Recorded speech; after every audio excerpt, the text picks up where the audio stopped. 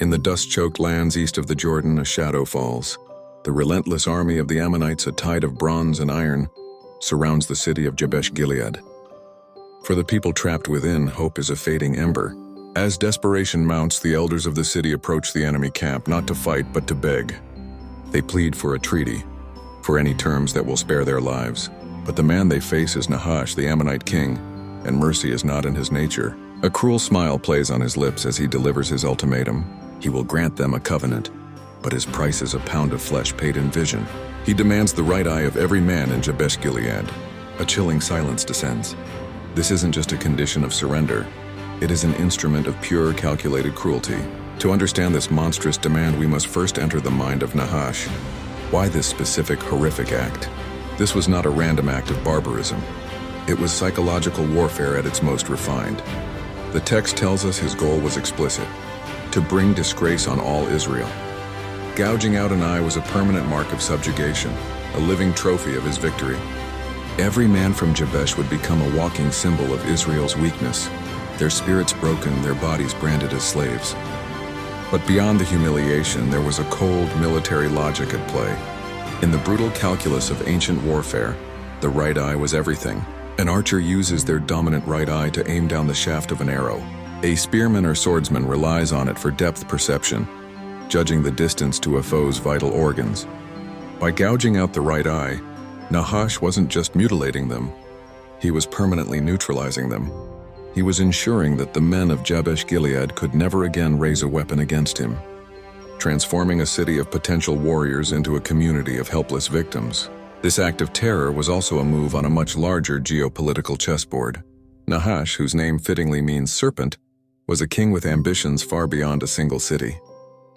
He watched with a wary eye as across the Jordan, the scattered tribes of Israel were beginning to coalesce. They had anointed their first king, a tall, charismatic leader named Saul. This nascent kingdom represented a direct threat to Ammonite dominance in the region. Nahash's attack on Jabesh-Gilead was a preemptive strike, a brutal message sent to this emerging power. He intended to crush the fledgling Israelite monarchy before it could ever learn to fly, demonstrating his own absolute and terrifying authority. But a serpent, no matter how cunning, can awaken a lion. The messengers from Jabesh, granted a 7-day reprieve, race across the land. The news of Nahash's ultimatum spreads like wildfire, igniting not fear but a furious collective outrage. When the story reaches Saul, something profound happens. The Spirit of God descends upon him, transforming him from a simple ruler into a vessel of divine wrath. He hews 2 oxen to pieces and sends the parts throughout Israel with a stark message. Whoever does not come out after Saul and after Samuel, so shall it be done to his oxen. The tribes, once fragmented, respond as one. A massive army, 330,000 strong, gathers under his command, a nation unified by a common threat and a righteous fury. In the faint light of the pre-dawn hours, Saul launches a devastating 3-pronged surprise attack. The Ammonite camp, confident in their victory, is thrown into chaos. Nahash's army is not just defeated, it is shattered, scattered to the winds. The people of Jabesh-Gilead are saved, but this victory was far more than a single battle won. It was the moment a king was truly forged in the crucible of war, and the moment a collection of tribes truly became a nation. Nahash the Ammonite, in his vicious attempt to disgrace Israel and gouge out its eye, had ironically given it a clearer vision of itself than ever before. He had intended to create a symbol of their shame.